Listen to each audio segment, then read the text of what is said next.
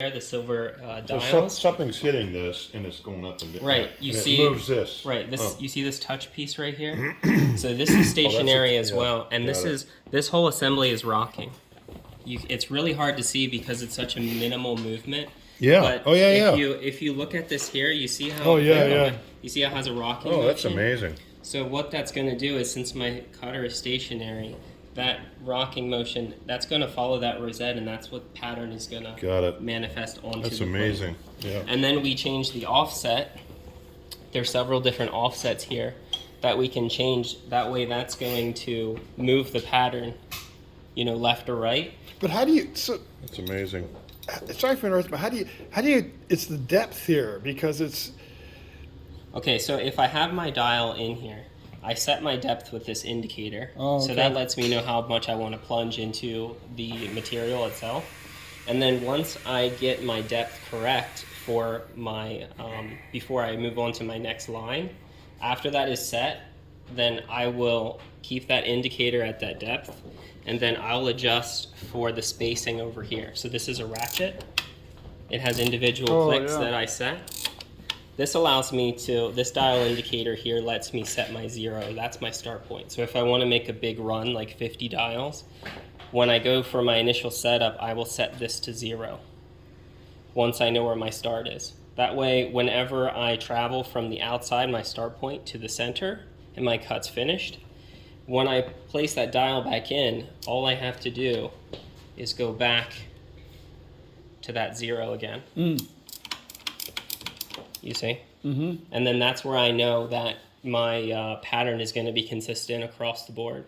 And it's a good starting point to make the cut uniform to the groove that is cut already on the dial for my start point. How many would you do? Like if you were doing several at a time, then. Well, You probably for don't- custom jobs, we do like 3 to 5. That way it's ensured that if there's any kind of mistake in the cut, the finishing, or anything like that, we're guaranteed to have at least 2 good ones in the end. And then for like our series watches, we would usually do 30 to 50 in one setting. Is silver usual, or is it typically brass or something? Or? No, we never use brass. Always silver. Always precious metal. So we'll either use gold or silver. But mainly silver. So You wear like sticky shoes? For Just, I don't know. no. Sticky shoes It's for the silver and gold. for the gold.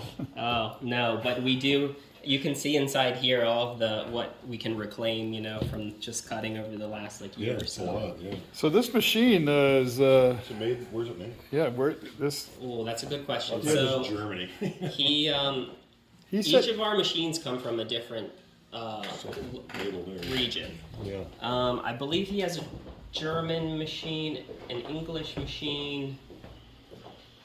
The only American machine we have is here, and this is for, this was in like a high production type of environment where precision didn't need to be real close. As you can see, it's a lot smaller and it's a little shakier. These are much more stable cast Heavy, iron. yeah. So we take this one to our shows just so we can do demos. Oh, cool.